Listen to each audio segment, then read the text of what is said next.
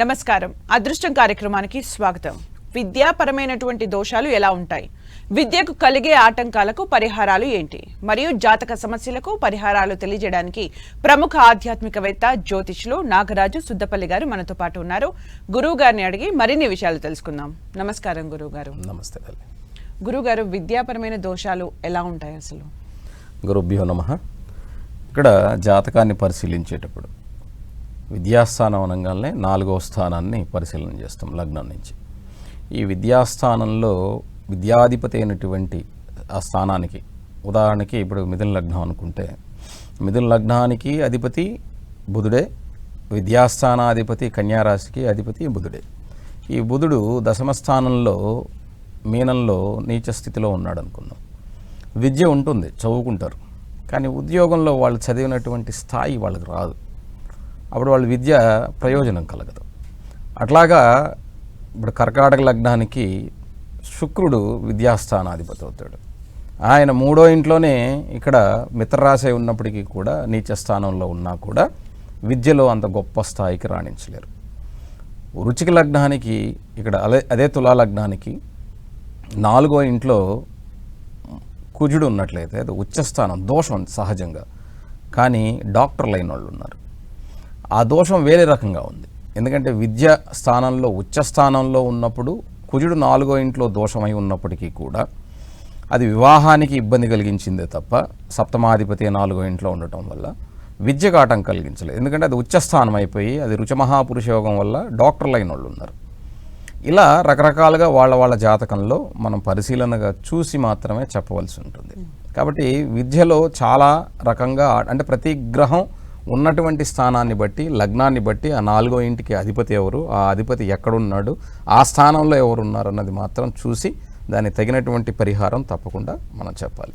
ఒక కాలర్ పద్మ ప్రకాశ్ స్టడీగా ఉన్నారు, వారితో మాట్లాడదాం. నమస్కారం అండి పద్మ గారు. నమస్కారం అండి. ఎవరి గురించి తెలుసుకోవాలనుకుంటున్నారు? మా అమ్మాయి గురించి అండి. డేట్ ఆఫ్ బర్త్ చెప్పండి. 19/4/1995. 1995. టైం అండి? టైం తెల్లవారుజామున 5 నుంచి 6 లోపు అండి. ఓకే. ఏ ప్రాంతం అండి? ఇది ప్రకాశం జిల్లా అండి. సరే అండి, అమ్మాయి మాట్లాడండి. పుట్టింది మార్కాపురం అండి. మాట్లాడండి గురువు గారితో. చెప్పండి తల్లి.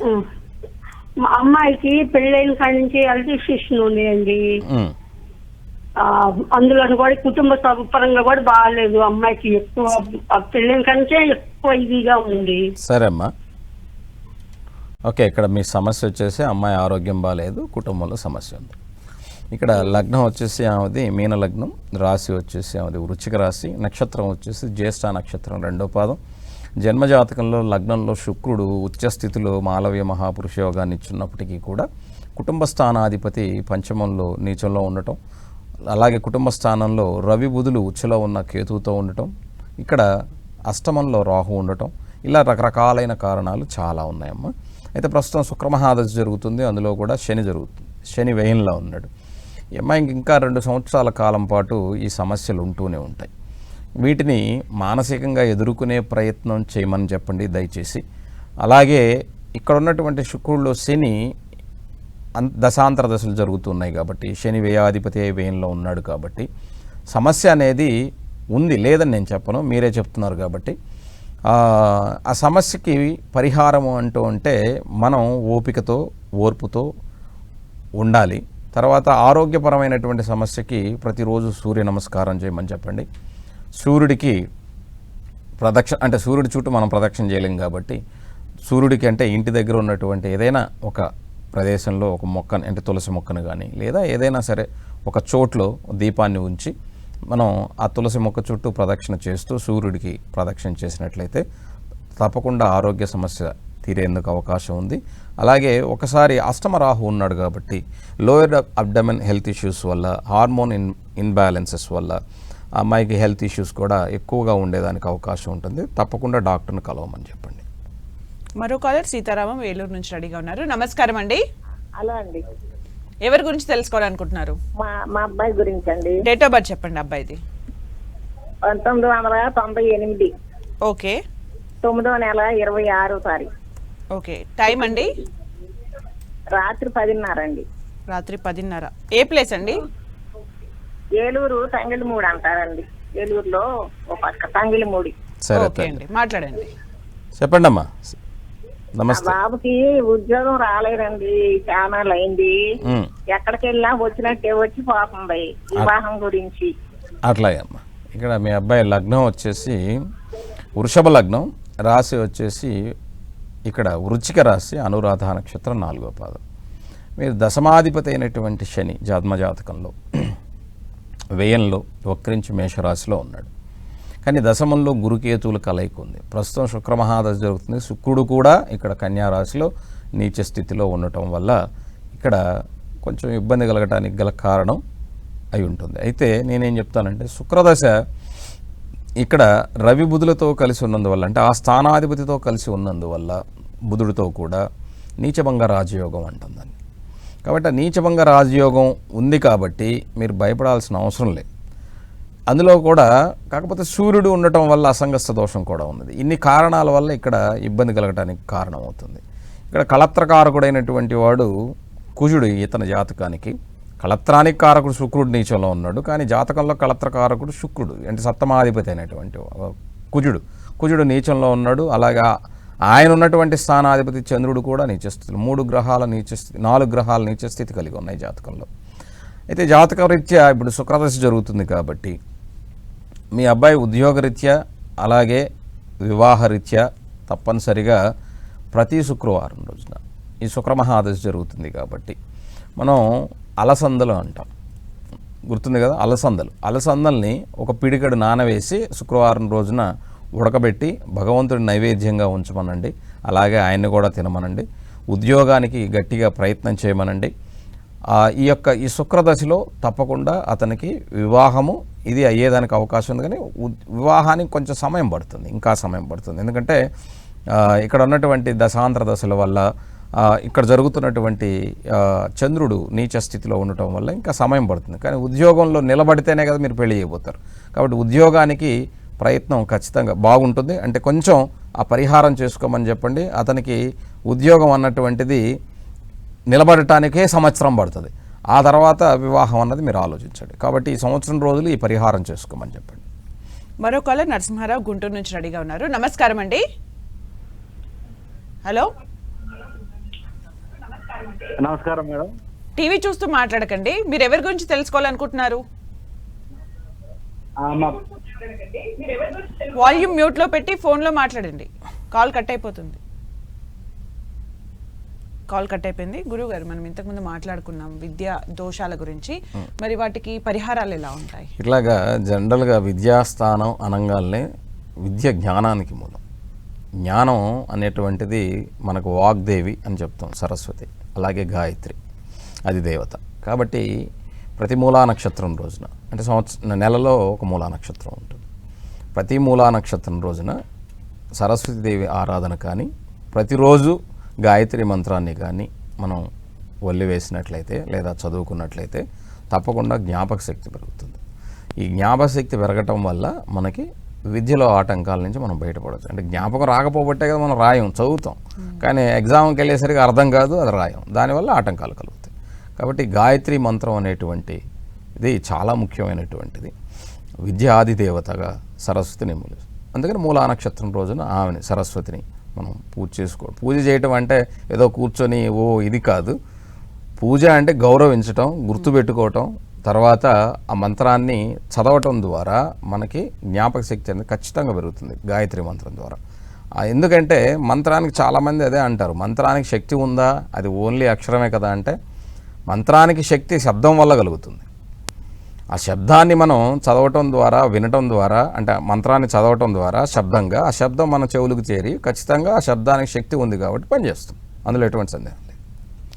మరో కాలర్ నాగేశ్వరరావు తుని నుంచి రెడీగా ఉన్నారు. నమస్కారం అండి. హలో, నమస్తే సార్. నమస్తే అండి. ఎవరి గురించి తెలుసుకోవాలనుకుంటున్నారు? మా అబ్బాయి గురించి అండి. డేట్ ఆఫ్ బర్త్ చెప్పండి. 10/9/98. 10/9/98. టైం అండి? సాయంకాలం 6:45 ఓకే. ఏ ప్లేస్ అండి? తునండి, ఈస్ట్ కోట. తునియేనా? ఓకే అండి, మాట్లాడండి గురువు గారితో. చెప్పండి నాగేశ్వరరావు గారు. నమస్కారం అండి. నమస్తే, చెప్పండి. అదే మా బాబుకి జాబ్ లో స్థిరత్వం లేదండి. ఇంటర్న్షిప్ చేస్తున్నాడు, ఎంసీఏ చేసాడు. ఉమ్.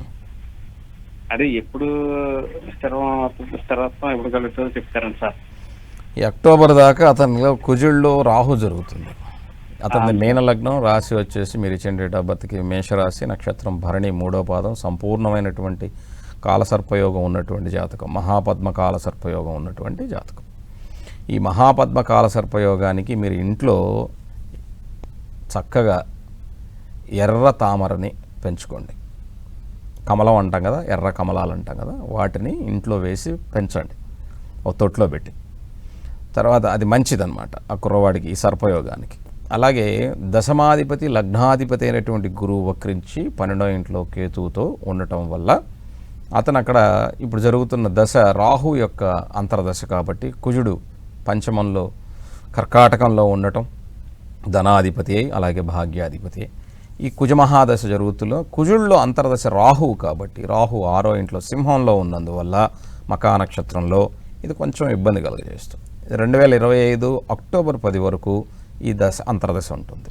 ఆ తర్వాత కుజుల్లో గురువు వస్తాడు. గురువు వ్యయంలో ఉన్నప్పటికీ కూడా దశమాధిపతి కాబట్టి మిత్రుడి యొక్క దశ కాబట్టి తప్పకుండా అది యోగం కలిగేదానికి అవకాశం ఉన్నది. కాబట్టి భయపడాల్సిన అవసరం లేదు. Don't worry. ఈ ఎర్ర తామరని ఇంట్లో వేయండి, దానివల్ల మంచి ఫలితం ఉంటుంది.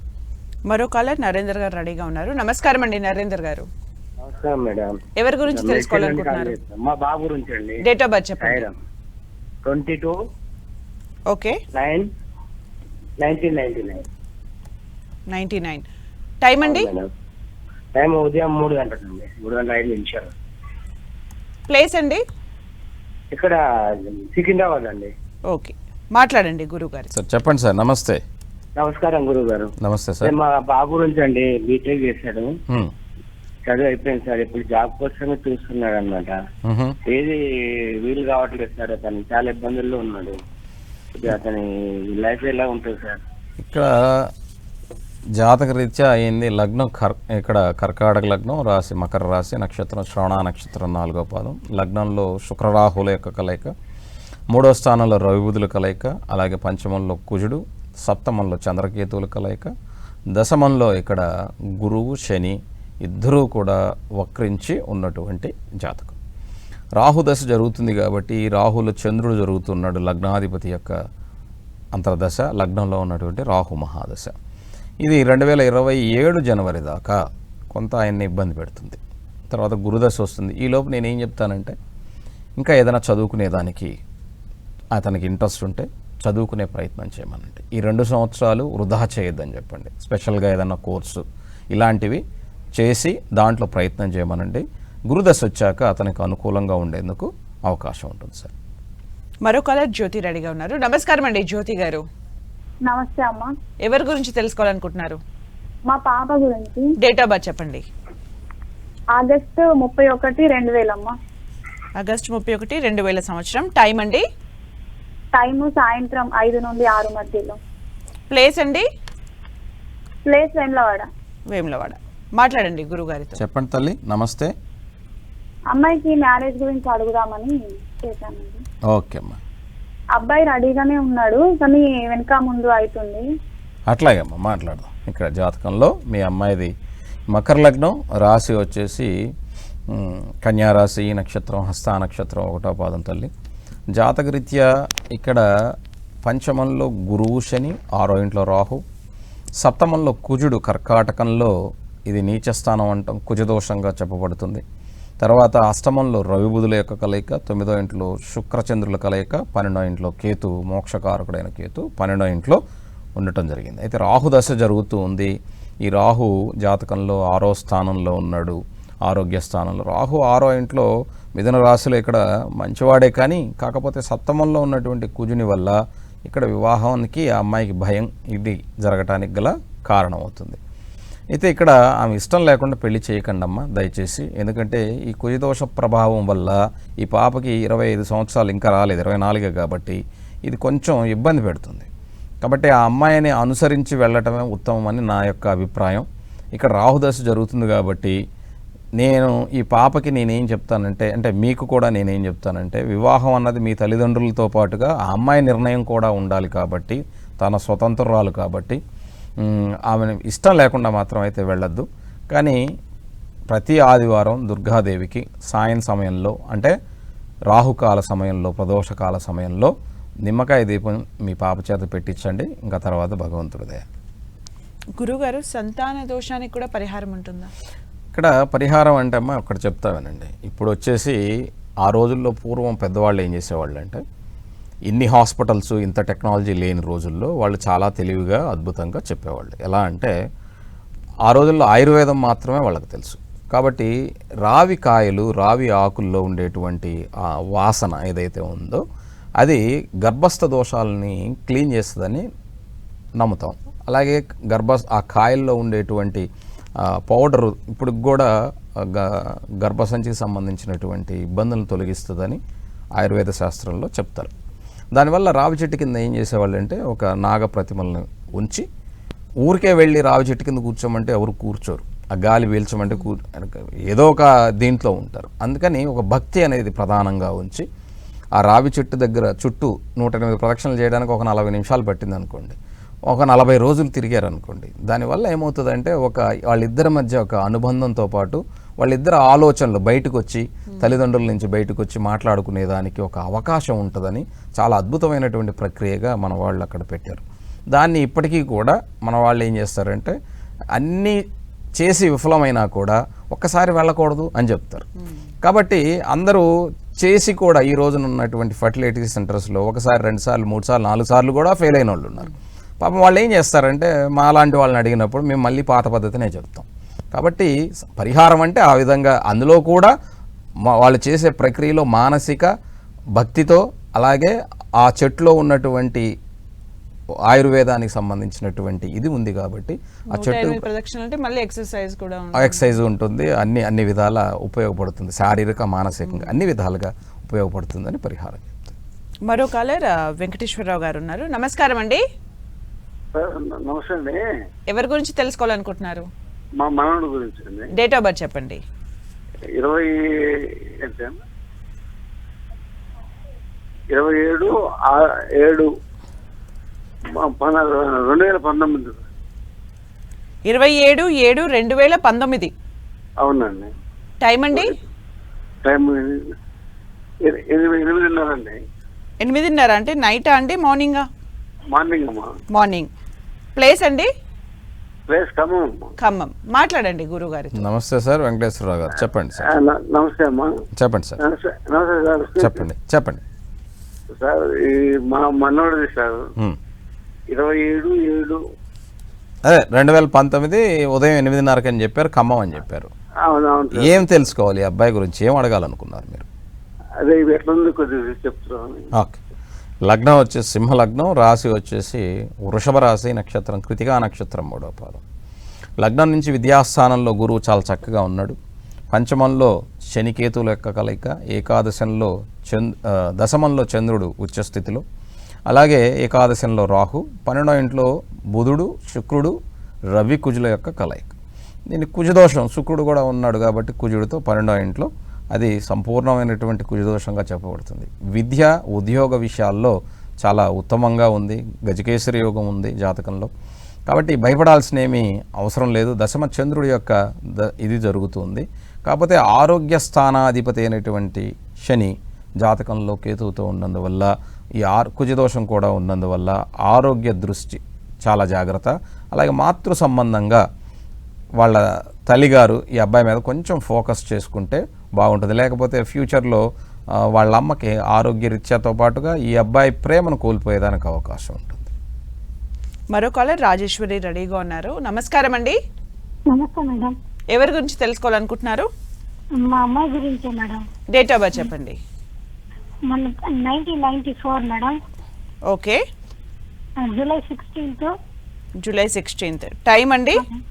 మధ్యాహ్నం 1:43 మేడం. మొన్న చేశాను, కట్ అయిపోయింది మేడం మధ్యలో. ఓకే. ఏ ప్రాంతం అండి? కాళహస్త్రి మేడం, శ్రీకాళహస్త్రి. మాట్లాడండి గురుగారు.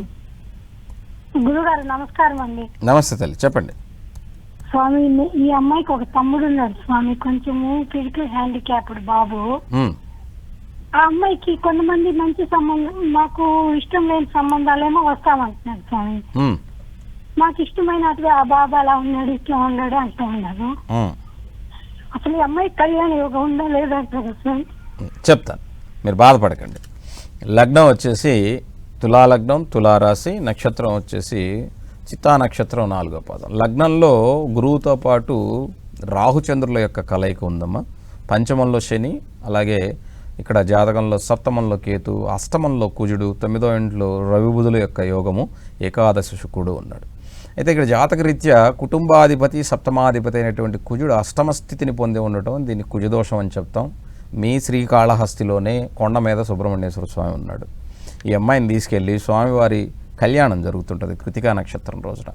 ఆ కళ్యాణంలో కూర్చోబెట్టండి. గురు మహాదశ జరుగుతూ ఉంది ఇప్పుడు. కాబట్టి మీరు అనుకున్నట్టుగా ఈ అమ్మాయి జాతకరీత్యా వివాహానికి సమయమే. అందులో ఏమీ మీరు ఆలోచించాల్సిన అవసరం ఏమి లేదు, మీరు బాధపడాల్సిన అవసరం లేదు. ఒకసారి స్వామివారి కళ్యాణంలో కూర్చోబెట్టి ఆ కళ్యాణం అయిన తర్వాత తలంబ్రాలని శిరస్సును ధరించి స్వామివారి మెళ్ళలో మాలను అడిగి ఇప్పించుకొని మెళ్ళలో వేయించండి. ఆ పాపకి వివాహం ఖచ్చితంగా జరుగుతుంది. మీరేం భయపడకండి, బాధపడకండి. మరో కాలర్ రమేష్ రెడీగా ఉన్నారు. నమస్కారం అండి రమేష్ గారు.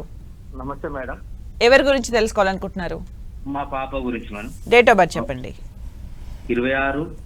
Okay okay 2014. టైం అండి? టైం సాయంత్రం 4:26. ఓకే అండి. ప్లేస్ అండి? Place Siddipet madam. మాట్లాడండి గురువు గారితో. చెప్పండి సార్. నమస్కారం గురుగారు. నమస్కారం అండి, చెప్పండి సార్. మా పాపది ఎట్లున్నది సార్ జాతకం? ఆమె చదువు ఎట్లున్నది? అట్లాగండి. ఇక్కడ లగ్నం వచ్చేసండి ఈమెది కన్యా లగ్నం, రాశి వచ్చేసి మీన రాశి, నక్షత్రం ఉత్తరాభాద్ర 1వ పాదం. Okay sir. లగ్నంలో కుజుడు వక్రించి 2వ ఇంట్లో శని రాహుల యొక్క కలయిక, అలాగే 6వ ఇంట్లో శుక్రుడు, సప్తమ చంద్రుడు, అష్టంలో రవి బుధ కేతువులు, దశమంలో గురువు. విద్యాస్థానాధిపతి అయినటువంటి గురువు దశమ స్థానంలో చాలా చక్కగా ఉన్నాడు. కాబట్టి మీరు ఏం కంగారు పడాల్సిన అవసరం లేదు, భయపడద్దు కూడా. అయితే ఇప్పుడు శని మహాదశ జరుగుతుంది కాబట్టి శనిలో కూడా రాహు కుటుంబ స్థానంలో ఉన్నందువల్ల మీరు ఏదన్నా భయం ఉంటే వదిలేయండి దయచేసి. 10 ఏళ్ల పాపే కాబట్టి భయపడాల్సిన అవసరం లేదు. ఓకే. విద్యాస్థానాధిపతి దశమంలో ఉండి విద్యాస్థానాన్ని దృష్టితో చూస్తూ ఉన్నాడు. అయితే గురువు దశమంలో ఉండి కుటుంబ స్థానంలో ఉన్నటువంటి శని రాహులను కూడా చూస్తూ ఉన్నాడు. కాబట్టి నాకు తెలిసినంత వరకు మీరేం భయపడాల్సిన అవసరం లేదు. బాగానే సాగుతుంది, బాగానే ఉంటుంది, ఏమీ ఇదే లేదు. కానీ కాకపోతే న్యూరో సిస్టమ్ సంబంధించి అంటే నరాల సంబంధమైన ఇబ్బందులు, రేపు పెద్ద అయిన తర్వాత హార్మోన్స్ ఇబ్బందులు మాత్రం ఉంటాయి. దానికి తగ్గినట్టుగా హాస్పిటల్స్ ఉన్నాయి, అక్కడికి వెళ్ళి మెడిసిన్స్ అవి తీసుకోండి, బాగుంటుంది, భయపడకండి. మరో కాలర్ అంబాదాస్ రెడీగా ఉన్నారు. నమస్కారం అండి అంబాదాస్ గారు. నమస్కారం మేడం. నా డేట్ ఆఫ్ బర్త్ వచ్చేసి 13/12/1963. 1963. ఓకే అండి. టైం అండి? Time 4:52 AM. 4:52 AM. ప్లేస్ అండి? ప్లేస్ హైదరాబాదే. మాట్లాడండి గురుగారు. నమస్తే సార్, చెప్పండి. నమస్కారం సార్. చెప్పండి సార్. నా డేట్ ఆఫ్ బర్త్ టైం ఇచ్చాను, దాని ప్రకారము మాకు అంటే ఇప్పుడు మా అబ్బాయిలు 2 కవల పిల్లలు. తర్వాత నా గురించి మాకు కొన్ని ల్యాండ్ ఇష్యూస్ జరుగుతున్నాయి. దాని గురించి పాజిటివ్ గా అంటే కొద్దికొచ్చినాయి, రావడానికి అవకాశం ఉందా దాని గురించి తెలుసుకోవాలి. ఇక్కడ మీ లగ్నం వచ్చేసి తులా లగ్నం, తులారాశి, నక్షత్రం విశాఖ నక్షత్రం 1వ పాదం. జన్మజాతకంలో లగ్నంలో చంద్రుడు, ధనస్థానంలో రవి, 3వ ఇంట్లో శుక్ర, కేతు, బుధ, కుజులు, 4వ ఇంట్లో శని శాస మహాపురుష యోగంలో, 6వ ఇంట్లో గురువు తన స్వస్థానంలో, 9వ ఇంట్లో రాహు మిథున రాశిలో ఉన్నటువంటి ఆరుద్ర నక్షత్రంలో తన స్వనక్షత్రంలో రాహు ఉన్నాడు ఇక్కడ. అయితే మీ జాతకంలో మీరు అడిగారు ఇప్పుడు భూ సంబంధమైనటువంటివి వివాదాలు ఉన్నాయి, వాటికి పాజిటివ్గా కనపడుతున్నాయి, అవి వర్కౌట్ అవుతాయా లేదన్నది మీ సమస్య. అయితే ఇక్కడ శుక్రుడిలో కుజుడు జరుగుతున్నాడు. ఈ కుజ శుక్రుల కలయిక 3వ ఇంట్లో ఉంది. సోదర సహోదరులతో పాటుగా కేతువుతో ఉన్నందువల్ల అవి కొంచెం మీరు అన్నట్టుగా ఇబ్బంది కలగడానికి గల కారణం అవుతుంది. నేనేం చెప్తానంటే ఇంకా 1 year టైం పడుతుంది సార్. ఈ 1 yearలో మీకు అనుకూలంగా వచ్చేదానికి అవకాశం ఉంది. అంటే రేపే వస్తుందని అబద్ధం చెప్పలేను. 2026 మే 28 నాటికి మీకు అది అనుకూలంగా ఉండేందుకు అవకాశం ఉంటుంది. అలాగే గురుగారు రేపటి కార్యక్రమంలో ఏ విషయాల గురించి చర్చించబోతున్నాం? ఇక్కడ మనం లగ్నంలో దోషం ఉంటే, ఇందాక ఒక తల్లి చెప్పారు, అమ్మాయి జాతకం ఇచ్చి వాళ్ళ బ్రదర్కి ఫిజికల్ హ్యాండిక్యాప్ట్ అని బాధపడ్డారు. అది ఎలా ఉంది అన్నది మీ అందరికి నేను అంటే లగ్న దోషం ఉంటే అది ఒక జాతకం చూసి సహోదరుడికి కూడా ఎలా ఉంటుందా అని చెప్పొచ్చు. అంటే అనుభవంతో ఇలాగ చూసి ఈ ప్లానెట్స్ ఇలా ఉండటం వల్ల వాళ్ళు ఇలా ఇబ్బంది కలుగుతుంది అని చెప్పేదానికి అవకాశం ఉంటుంది. కాబట్టి లగ్న దోషం ఎలా ఉంటుంది, ఆ దోషం ఉంటే ఎవరు ఎలాంటి పరిస్థితిలో ఉంటారు అనేది తెలుసుకోండి. ఓకే గురుగారు, ఈరోజు కూడా చాలా సమస్యలకు పరిష్కారాలు తెలియజేసినందుకు, కాలర్స్కి కూడా ఆన్సర్ చేసినందుకు థ్యాంక్ యూ సో మచ్. నమస్తే. చూశారు కదండి, ఇది వాళ్ళ అదృష్టం కార్యక్రమం. మరో అంశంతో మళ్ళీ కలుద్దాం. Keep watching 10 TV.